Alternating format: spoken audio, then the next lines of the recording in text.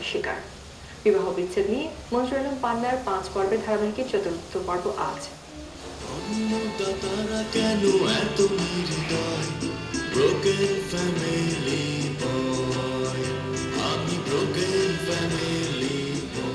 তালাক দাম্পত্য জীবনের চূড়ান্ত পরিণতি, তবে সেই চূড়ান্ত অধ্যায়ের পর ভেঙে যাওয়া পরিবারের সন্তানকে হতে হয় সমাজের অনেক অনভিপ্রেত বাস্তবতার মুখোমুখি।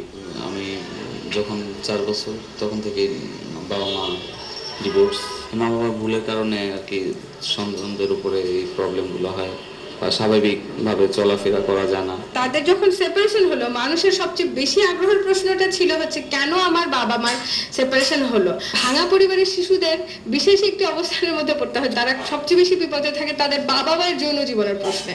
বিবাহ বিচ্ছেদের পর সন্তান বাবা মায়ের কার কাছে থাকবে তা নিয়ে আদালতে মীমাংসার ব্যবস্থা থাকলেও পরে এ নিয়ে দেখা দেয় বিভিন্ন ধরনের জটিলতা। নিজে ভেঙে যাওয়া পরিবার থেকে বড় হয়েছেন, আবার তার নিজের জীবনেও ঘটেছে সংসার ভাঙনের মতো ঘটনা।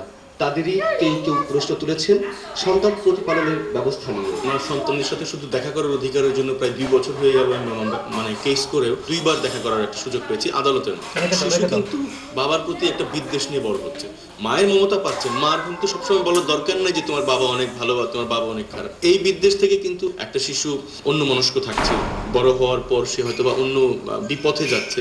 তবে আইনবিদরা বলছেন এক্ষেত্রে বিচ্ছিন্ন হয়ে যাওয়া বাবা মায়ের সচেতন হওয়া ছাড়া আর কোনো পথ নেই। তাদের নিজেদের মধ্যে যে মনোমালিন্য ঘটেছিল কিংবা যে কারণে সম্পর্কের অবনতি ঘটেছিল সেই জিনিসটা যেন সংক্রমিত না করে। সমাধান হচ্ছে এই বাবা মার মধ্যে একটা আন্ডারস্ট্যান্ডিং এ গ্রো করে এই বাচ্চাটার মঙ্গলের কথা চিন্তা করে একে অপরের কাছে পাঠানোর বা একে অপরের সান্নিধ্যে আসার জন্য সন্তানকে ফেসিলিটেট করাই বুদ্ধিমানের কাজ।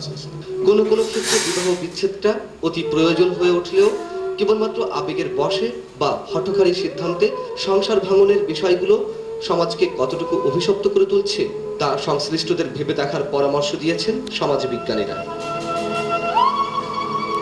মঞ্জুরুল আলম পান্না, 21